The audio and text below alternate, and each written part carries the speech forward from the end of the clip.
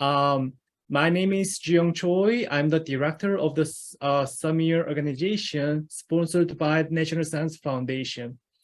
The title of today's webinar is the collecting the disaster debris data with social media and crowdsourcing, given by the Haiyan Hao. So before we get started, I just wanted to acknowledge that this training webinar is supported by the National Science Foundation. So before I'm going to introduce today's speaker, I just wanted to take some moment to introduce the SUMMEER organizations to you. I'm pretty sure you have been aware of the several extreme event reconnaissance organizations, as you can see from the right-hand side, including the GEAR, STEERS, and NEARS, and OSHERS, and others. And actually, SUMMEER is one of the ER's organizations sponsored by the National Science Foundation in response to the extreme event, but with a focus on the disaster debris-related sustainability issues. And like the other, the ER organizations, we have offered lots of training opportunities, as well as we have been conducting the virtual assessment and field assessment in response to the past disaster events. So for those who are interested in SUMMEER, you may scan this QR code to get to our website, and then please join us on the SUMMEER organizations. Now, I would like to introduce today's speakers, Haiyan Hao, who is the PhD candidate working at the Florida Institute for Built Environment Resilience at the University of Florida. Haiyan's research interests majorly focus on the urban informatics, resilience planning, big urban data, and spatial temporal modeling. Previously, and now she has worked on several NSF-funded research related to the disasters and smart cities. In one of these projects, she created a method to leverage the social media and the crowdsourcing data for real-time damage assessment, including the detecting and locating of the debris. Before we are gonna welcome our today's speaker, I just wanted to give you one more note. So right now you're all muted by the system, and I'm pretty sure during this presentation you may have some questions for the speaker.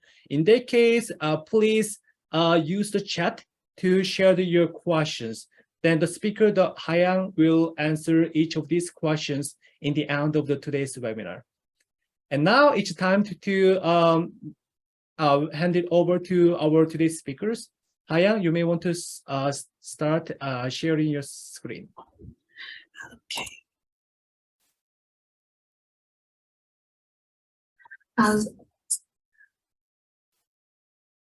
Thanks for the warm introduction, and thanks for having me today. Good afternoon, everyone. My name is Haiyan Hao. And in this webinar, I will talk about the methods for collecting disaster debris data with social media and crowdsourcing. And both of these two types of data are the so-called social sensing data. So for the outline of this presentation, I will start by introducing what is social sensing data and why we can use it for the debris management. I will also compare it to conventional methods about its goodness and badness. Then I will go over the two types of social sensing data, the social media and crowdsourcing respectively. I will also demonstrate how to collect these two types of data. And finally, I will end this presentation by discussing the limitations of the social sensing data and for future trend if you want to promote the research or practice in this thread. First, conventionally, after a major disaster, you may use this method for the collection of debris data if the damage is very severe that can be can be observed from satellite imagery. But for satellite imagery with high resolution, they are also characterized by long revisitation period, and they may also be blocked. The gas size may also be blocked by cloud tower. So in this case, you may not be able to get the data immediately after the disaster. And in addition, you can also use the deploy the unmanned aerial vehicle, but that requires you to train the pilots for the deployment, and it is also associated with certain operation costs. And the operation of the unmanned aerial vehicle or drones are limited by weather conditions. You cannot fly the drones during the heavy rains or strong winds. In addition, you can also collect the debris data with the field assessment. You dispatch the human assessors to the fields and to document the data about the debris. But in this case, but this method is often very time-consuming and labor-intensive, and it may also expose the field surveyor to dangers. For the social sensing data, it is different to the above introduced three types of data.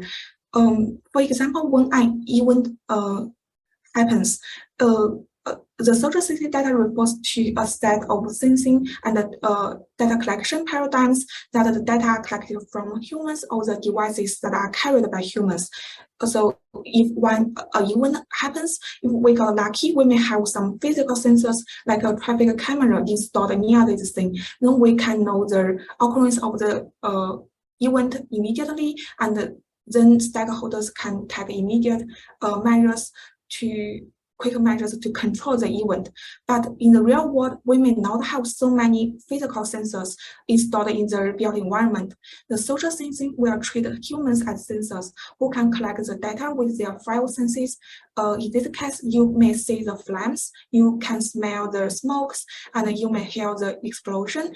And when humans are treated as sensors, they can also think of the potential like causes or consequences. Then they will compile all of this information and disseminate it to platforms such as social media or crowdsourcing with their smartphones. So that is how social sensing works for the other scenarios. And this data can then be used by stakeholders to assist in their operations. So why we may want to use the social sensing data for debris management? Social sensing data is a typical type of big data. First, the data volume is massive. We have a lot of people, and so they can contribute a large quantity of data, and also the data can be generated in rapidly or even in real time. So it's not like conventional data collection methods that are deployed after the event. And also with the social sensing, you can access the different types of data like text, images, and videos, and you can get the data from the different channels. In addition, it is also low cost. The operation cost for getting the social sensing data is almost zero. And because the data is generated by humans, especially the impacted people, so they also kind of reflect what humans are concerned, and the data is more human-centric. But for disadvantages, because it is generated by humans, so the data is more subjective. Even we perceive the same things, we may have different feelings, observations, and report the thing differently. And is also characterized by representativeness issue, and it may be less reliable than conventional data collection methods, and also the obtained data are very noisy. It is not as structured as like conventional data collection methods. So now I will introduce the methods used to collect the social media data and how to process it. For the data collection, we use the API or application program interface. That is the interface, you can allow you to use all the functions of an application, such as the social media with programming. So normally, if you want to post a tweet, you may first to open the a Twitter application on your phone, and then you log in your account and you type some text and attach images and click send for post a tweet. But with the API, you can finish all these steps without opening, without the presence of a phone application, but only with the coding. And then you may want to ask, what social media platforms so the use of API can be very helpful to automate the process, like collecting the data. So you may want to ask for what social media platforms enable APIs. I did not do a thorough service, but almost all social media platforms I know, they support the use of API to get the data. And for the ones that I listed here, either me or my lab mate has the experience to use the API for the data collection and use it in our before research projects. Especially I want to say that the Twitter is the best job for managing the different types of Twitter APIs and provide very thorough documents and support to Twitter developers. Before you use these APIs for data collection, you need to acquire the authentication from those social media platforms, which is often depicting the tokens or keys. For other information, the data are requested and delivered with HTTP protocol, and the data are mostly delivered in JSON format, but for some company like Twitter, they also create their own data formats for their data. So when you store the data in the local disk, you may need to pay a little attention on the formats of the data. Then I will show you how you can get the authentication from the Twitter API.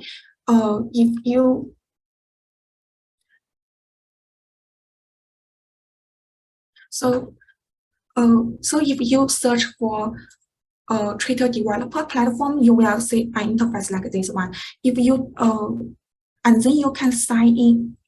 I'm sorry. And then you can sign in this platform with your Twitter account if you already have the Twitter account. Otherwise, you need to sign up first to get a Twitter account. If then you can click the developer portal, and this way lead you to this interface. So here you can follow the guidance to create a project. To use the version 2 Twitter API. Like we create a project to give it a name like Fabrics Management, Fabrics Data Collection, and you can specify a user case. For example, in this way, usually I use the data for academic research, but the API can also be used in other methods, such as you building some tools associated with your Twitter accounts, or to making a automatic vote in the Twitter platform. So, and to have a bit description of the project, this API is used for collecting the Twitter data for disaster management, and then you need to set an application for this project. Also assign a name for the application, like database management. So after you fill all this information, you will get the authentication, that is the keys and the tokens. Here you can see there are 3 lines for the version 2 Twitter API. Actually, you only need the bell token, but if you use version 1, then you also need the API key and the key secret. When you get this authentication, you may want to store it local in some local file.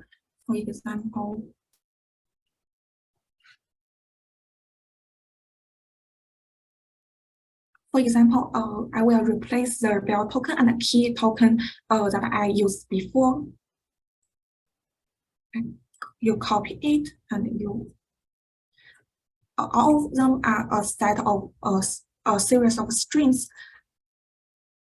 API key.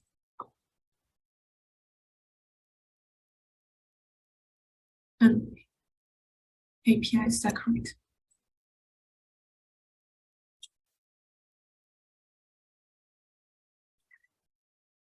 So after you get then you can go, when you go to the dashboard, you will find you have a project, and you will find the information of the project. And in this project, you has one application that is called debris management. If you click this project, you can for this project it is essential. It has the essential license, and it allows one application for this project. For the trees, maximally you can get 500,000 trees per month, and the cost is 0. And if you do not need this project anymore, you can click edit and delete this project. So after you finish this step, you can get the authentication. In addition to the essential license, you can also apply for elevated access. This is also free, but you need to go over a bit more process. And if you are sure you only use it for the academic research, then you can also apply for academic license. For elevated elevated license, it allows you to access 2 million trees per month. And for academic license, it allows you to access 10 million trees per month, and that is very sufficient for most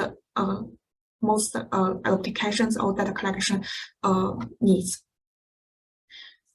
So after you have get the authentication, for Twitter, they provide the following APIs for you to do the data collection. Or if you want to collect the real-time data, then you use the streaming API. If you collect the historical data, the search API allow you to query for the trees that are posted in recent 1 week or 30 days, depending on your license. And if you have academic license, you can also do the full archive search. And for all of this search, you can pass filters such as the keywords and the location to define the locations or the information that you want to get from the trees. If you want to track the trees that are posted by particular individual Twitter user, then you can also use the timeline API. For example, in one of our before research, we use the timeline API to track the public health agencies trees during coronavirus. So if you click this link, for the coding of acquiring the data, it includes 3 parts. The first part is the endpoint link that you can find in the API documents. For this endpoint link is for streaming data. If you want to search for historical data, you will find the links here, like get recent trees and get all trees, and for timeline data, and for the endpoint is for timeline API is here. You can get the trees with the user with the ID of the tree users. So the code for you to get the data includes 3 parts. That is the endpoints and the query parameters. If you do not pass any query parameters, you will only get the ID or tags But if you want more information, for example, for library management, you may also want to know the images. So you need to also pass the media fields and include the link of images. And you may also want to know the location, the geolocation of the trade. Then you may need to pass the place fields and to add this in the query parameter. In addition to the endpoint, the query parameter, you also need to have the authentication that you have just acquired. So the code of so for the streaming API, in addition to specify these three, the endpoint, the query parameters, and the and authentication, you also need to add rules. You also need you also need to add the rules to specify how you want to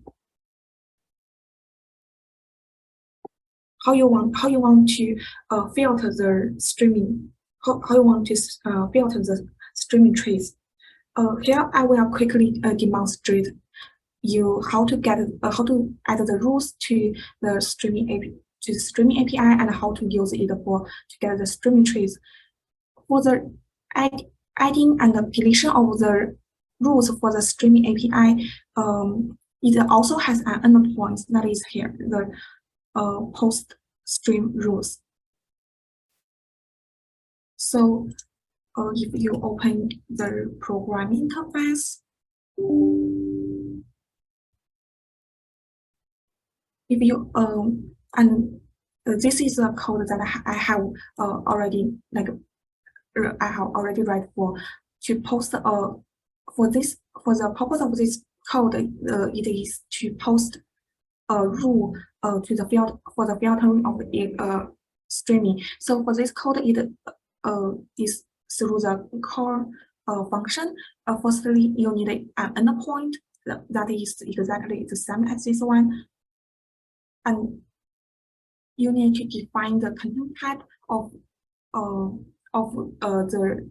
data that you want to pass through this endpoint. And for authorization, for version 2, you only need the bell token. So I will replace it to the new bell token that I have just get.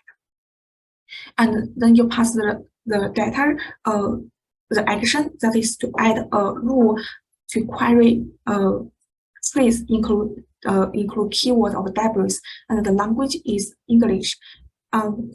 So if you copy this to the program interface,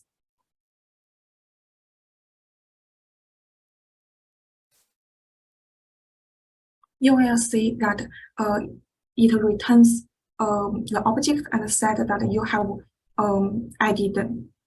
have created a rule, and the ID of the rule is this one. I don't think it's this one. So afterwards, if you want to delete this rule, then you can still use the post and you use the rules, but for the action, you use delete and you put your ID here. You put your ID here.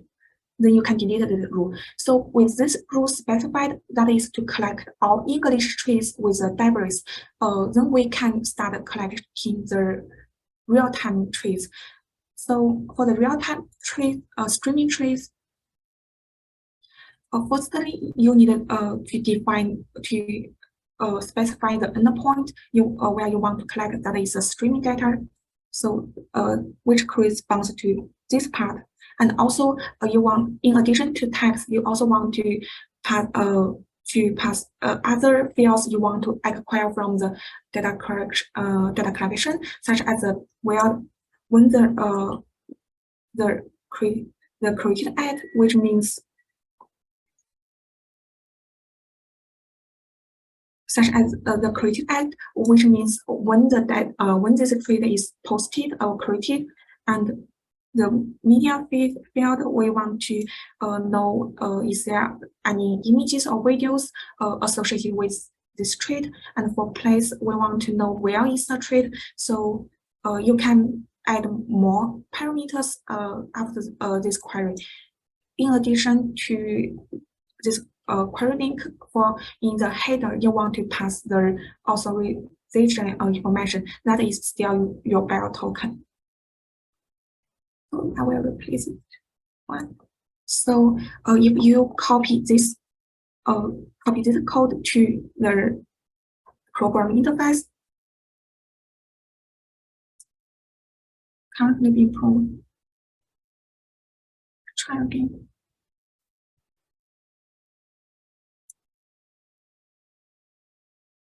Okay, I'll try again.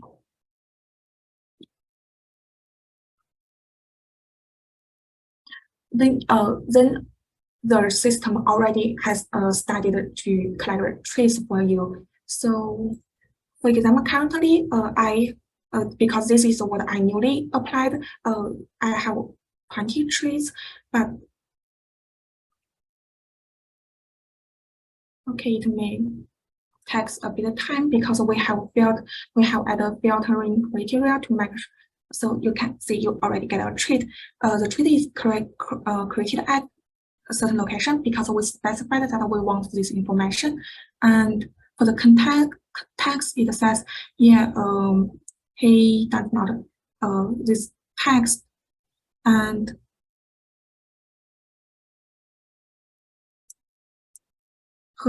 because in this text you can see there is somewhere has a debris when the hand is removed. So this is why the treat is acquired, because it has a keyword and it is written in English. And when you refresh this page, you can see it records the number of trees that you have get from the endpoint.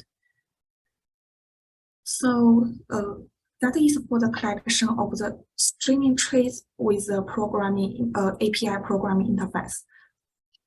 For the search API or timeline API, it is even simpler because you do not need to define the rules for the data collection. What you need is only what you need is only for the last one, but you need to change this endpoint to the endpoint corresponding to the historical to the search or timeline API.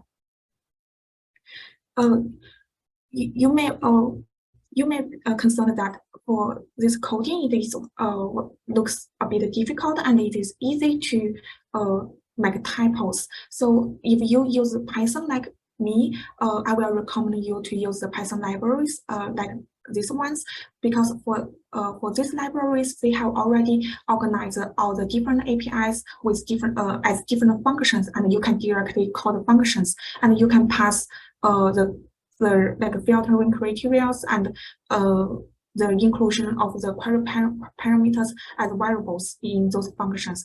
That will be much more easier. So that is for the data collection. For the data processing, first we may think of like what types of data we are needed for the debris management. In the workshop that held in California 2 months ago, held by SUMMEER organization, we had discussions and we identified the following data that we may need for debris management, such including the presence of the debris, such as where is the debris, the quantity of the debris, such as the volume or the weight of the debris, and also the potential contents, such as is there any radioactive materials or recyclable materials. But on the right side, we list the data that social media can provide, that is text and images and videos. We will focus on the first two. For videos, you can view them as a set of continuous images and with audio files. First, for the data processing with the text, one information you can get from the text is the location of the debris, because for the trees, there are only like 1% of trees are geotagged, that you can get the longitudes and latitudes with the geo object of the trees. But if you want to expand the number of trees that can be mapped on the maps and to assign them with certain locations, then you can use the named entity recognition, which is a natural language processing technique. With this technique, you can pass the phrases of what's in the trees, like this one, into different tags, such as the locations and the person and organization and cities and so forth. And then you can use geocoding to convert these textual descriptions into location as longitudes and latitudes. For the one I show here, the NER, the named entity recognition, is a very simple one, and it is not designed for the traitor data. So there are some researchers, they have particularly designed and trained the NER algorithm based on the traitor data, like this one, like this reference shows. In addition to the location, you can also know the content of the debris from the tags. The simple method is to use keyword search. For example, in both tags, you can find that it says what is the content of the debris, like a tree or furniture. But this is only limited to the objects that are that are often seen by citizens. If it is in if the object is not familiar by citizens, they can also not identify the content of the debris. I also tried to use the natural language processing to get the debris, to get the contents of from the text, but because social media data is very noisy, it is not like the newspaper or like the report. The sentences are not communicated in the typical way how we communicate the scenarios, so it is very difficult for you to use the natural language processing to get the information from the social media text.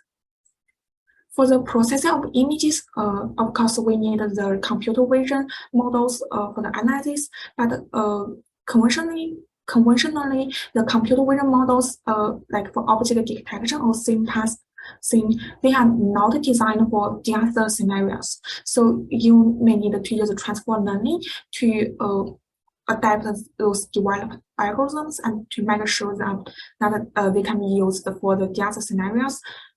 For example, with the object detection, you can know what object is damaged in the images, but you need to fine-tune your algorithm to distinguish between the damaged object and undamaged object.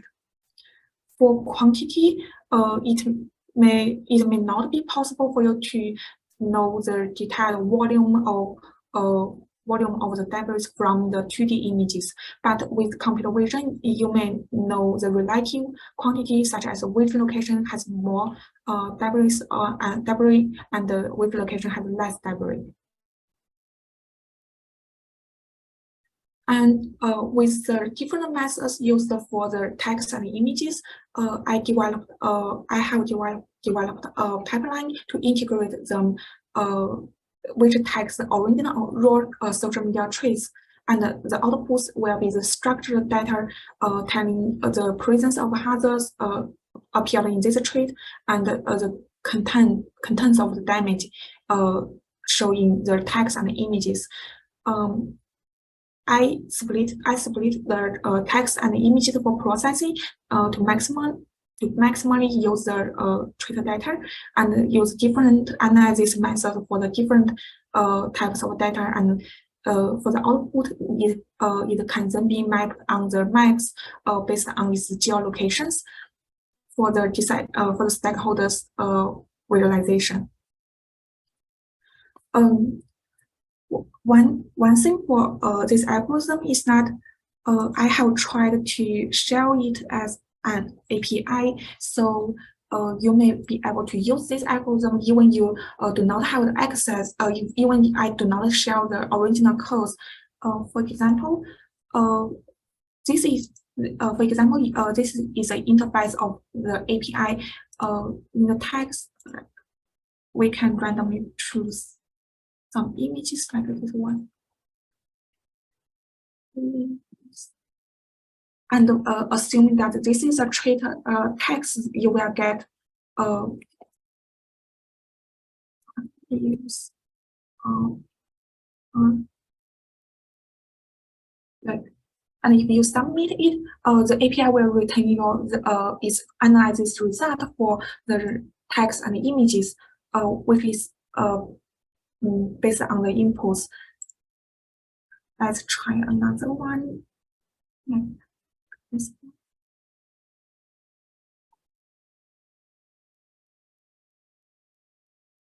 Okay. So you can see it tell you what damage is presented in the image and the severity of the damage. I also tried to publish this API. So now this API is held in my local computer. I also tried to publish this API, but there is some bug and I did not resolve this bug. So I will continue working on this one. So if you are interested, you can also access this algorithm or this interface better. Yeah.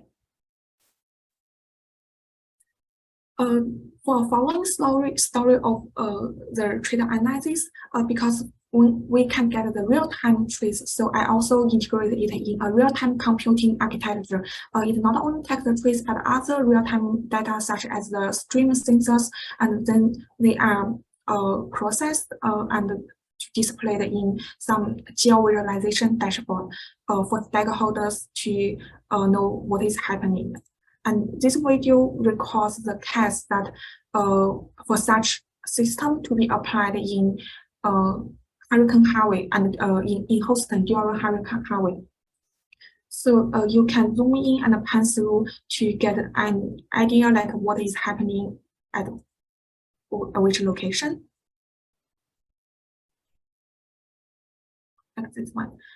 And for this case, if we for the debris information, you can see that it is more treated by people at the first day of the event onset, the Hurricane Harvey.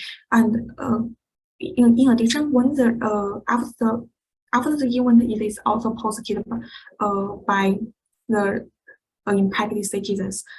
And the right figure shows the real-time computing performance of the system. So so in this way, you can get the real-time debris data throughout the event. And that is all for the social for the data collection and processing for the social media data. And then we will talk about the crowdsourcing data. So first, I want to make a bit of comparison between these two types of data. For crowdsourcing data, the data are contributed by users actively, but for social media, it is contributed by passively. That means when you post a social media tweet, social media post, you are not aware that the data will be used by stakeholders for their operations. But for crowdsourcing, when you contribute the data, you intend the data to be used for to support the operations such as debris management. And it's also because of this, the crowdsourcing data is more reliable and it is often more on-topic data.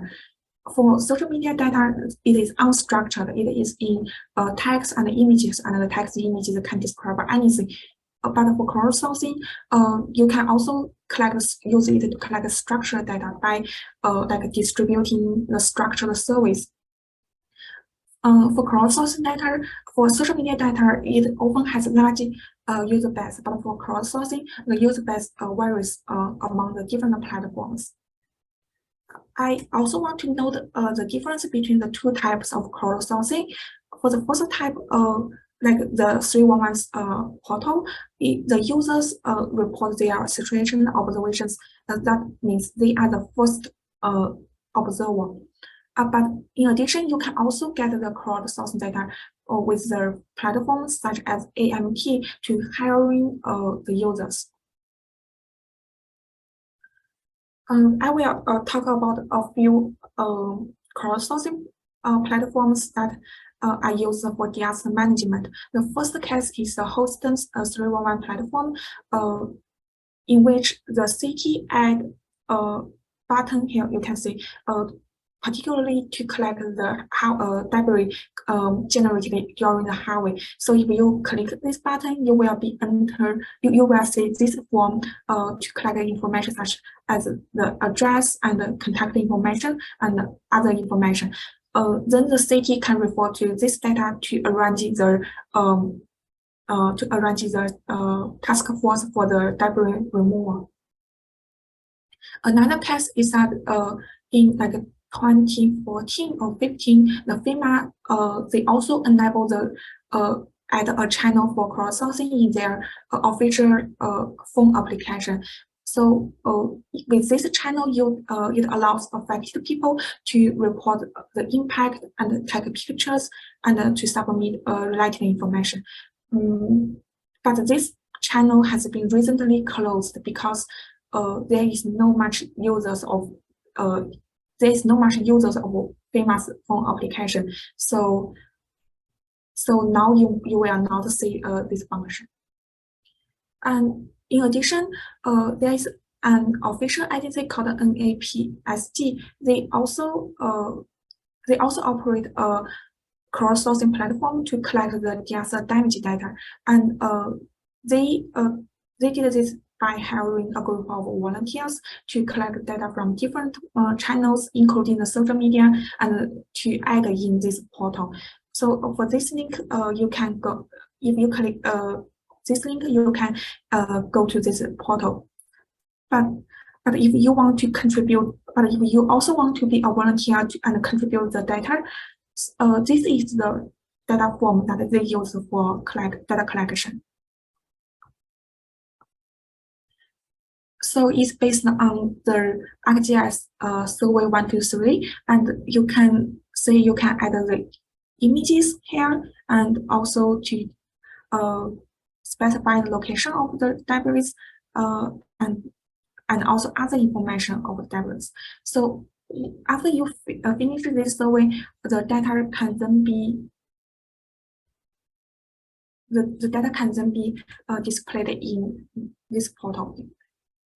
So now what we will do is to create a survey looks like this one for the collection of crowdsourcing data.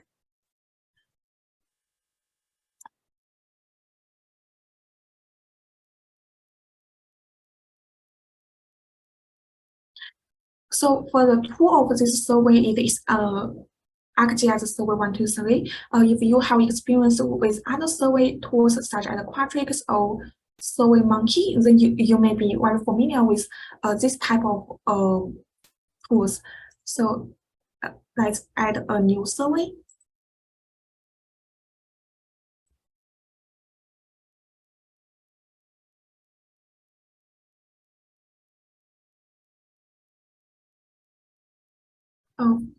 Similarly, let's define the title of survey like debris data collection. Then you can add the elements to query information that you want to know from the public. For example,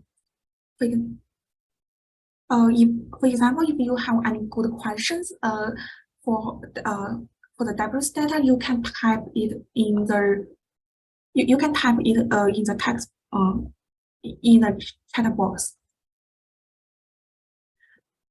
For example, if it is me, firstly, I want to ask like where is the location of the debris, and so I may add the address, and for the question is where is the debris. You can also add certain descriptions to identify the location of the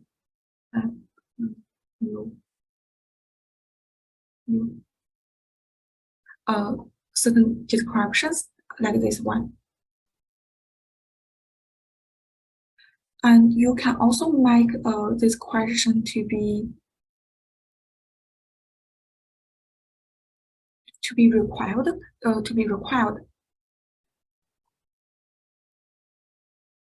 And in addition to the location, to the textual location, you can also add a map. So that is why I recommend the ArcGIS Survey 123 over other survey method, survey tools, because it has a very convenient connection to ArcGIS other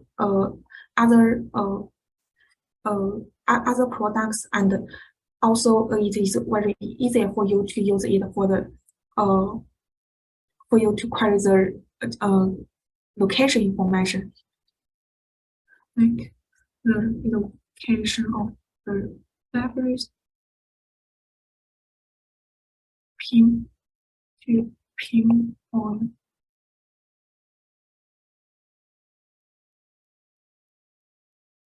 the areas of debris.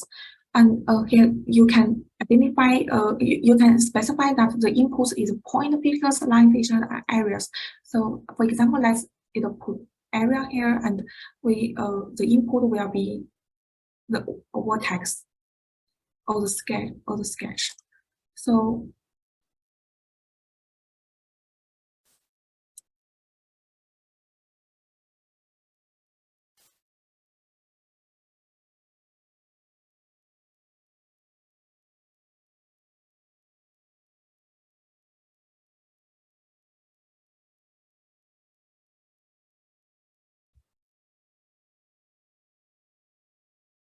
for example, you do the data collection for a city, then you can set the city as a default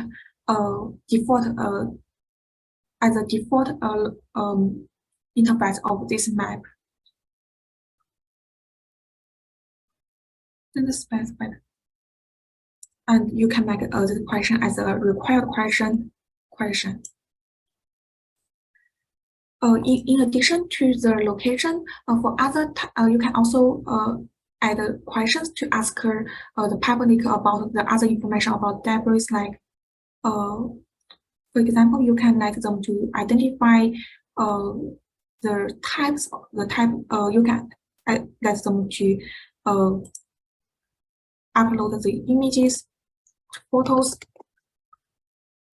for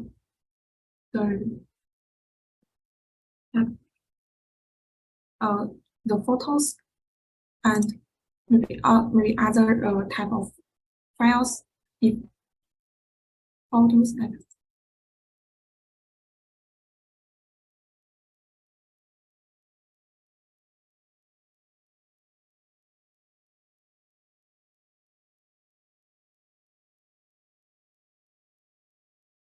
and also in addition to the photos and to the photos, you may also want them to identify the contents of either debris. Then, like, you can use the multiple choice and question.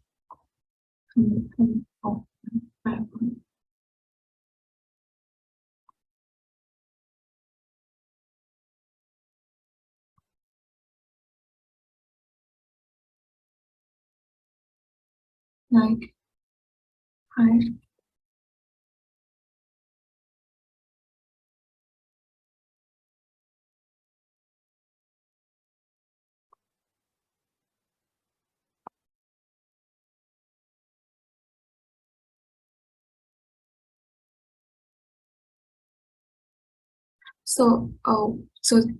So that's generally how it works. After you create a survey like this one, of course you can add more information, add more questions to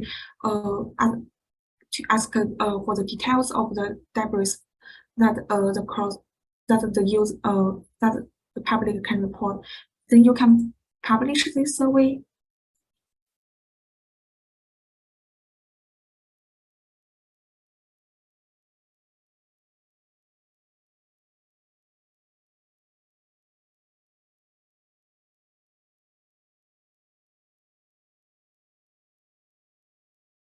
It takes a bit time.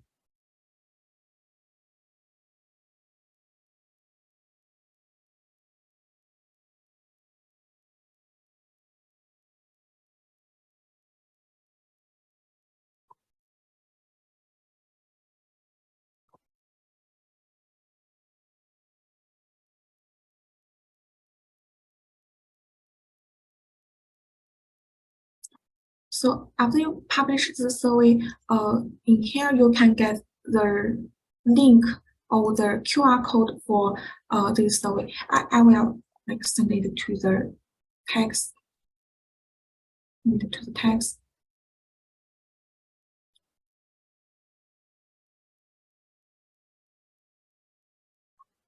Okay.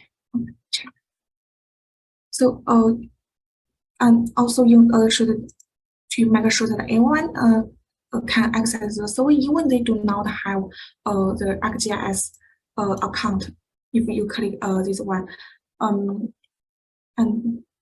for other, you can also set the start and end dates for this survey, and to make sure whether people can only submit once or multiple times. If you click it, and you.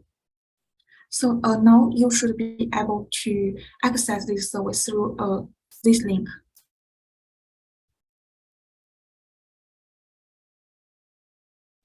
So for this one is a bit simple, but in the practice, you can definitely include many more questions to get more detailed information about the debris. For this column, it uses the geocoding tool of the ArcGIS. So even you input the textual description, it will automatically help you to map in the map. Like this is where my office now. Okay, and in the for this one, if you click this one, you can quickly identify where is the location, and then you can use this survey to draw like the area, of the debris. So stakeholders know the relative the area or quantity of the debris, and then you can upload the images and or even the LiDAR files. Oh no, you cannot add the LiDAR files because it defines the types of files for collection. And if you click submit, then you can see in the data you already get one record, and in this record, it has the information of the field surveys. And for this record, you can open it in other ArcGIS products, and you can also add it to this data collection method to the real-time computing framework like this one. So here you will get a crowdsourcing and to go through the automatic processing method and to display it together with other information.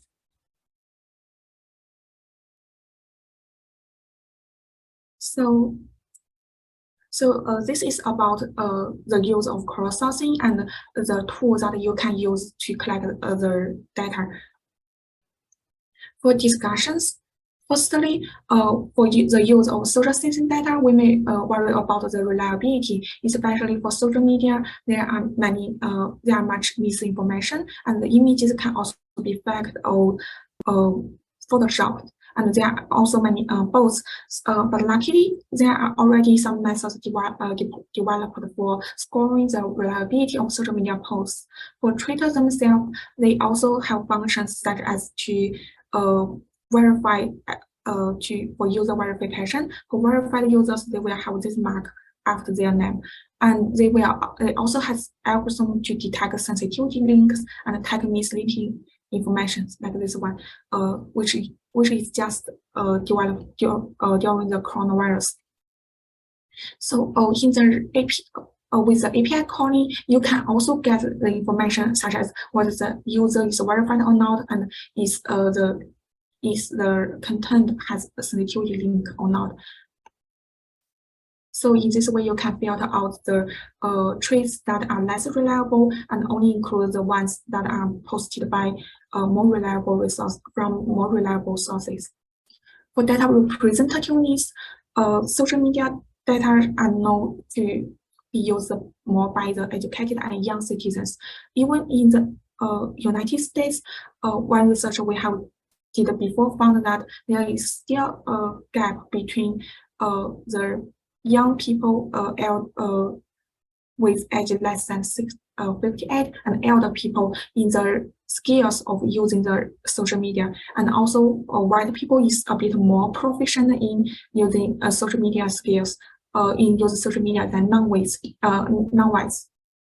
So the result of this is that if you rely on the social sensing data for just management or development management, you will find some locations may have more tweets, more posts, and other locations may have few posts. But that does not mean locations with more damage reports experience more severe damages. To address this issue, you may consider to integrate the social media, social sensing data with other types of physical data, and to integrate with methods such as numerical modeling, simulation, and also for the fairness-aware AI, which is a hot topic in recent research, you can also consider to include it in the data processing and collection methods. For future methods, for future efforts, if you want to promote the research or practice in this field, firstly, there should be more data benchmarks for developing the AI algorithms. Currently, I did not find much data benchmark. There is only one developed by QCRI, a lab which is in Qatar. And you know that the built environment in other countries is very different to the built environment in United States. So the algorithm developed with their data may not be applied to the United States. So if you want to automatically analyze the social sensing data with AI algorithm, you need to consider to argue like multi-model data benchmarks. As we have discussed, there should be more methods for addressing the data representativeness, reliability, and consider the integration with other tools such as numerical tools or simulations. Especially for social sensing data, they kind of represent the real world, what has happened in the real world. But for numerical models or simulations used by the official agencies, it is more like the predictions. So if you can integrate these two types of data and methods together, then you may have more robust and accurate estimations of the other sides. For crowdsourcing, if you want your crowdsourcing platforms or tools you'd better to engage with the local stakeholders for the dissemination of the crowdsourcing service. And in addition, while we may think that this rate of research or practice is very promising, is because for our smartphones, there will be more sensors embedded in our smartphones. Now the recent series of iPhones all support the LiDAR. For example, this is an example of the LiDAR data captured with iPhone that is photoed by my labmate. And even though you cannot identify or detect the quantity of the debris from the 2D images, but with LiDAR data, you can tell the quantity of the debris from the disaster sites. And for this type of data, it is collected within like 1 minute, and it only occupies like 5 megabytes, which is even smaller than some high resolution images. So that's all my presentation. Thank you very much. And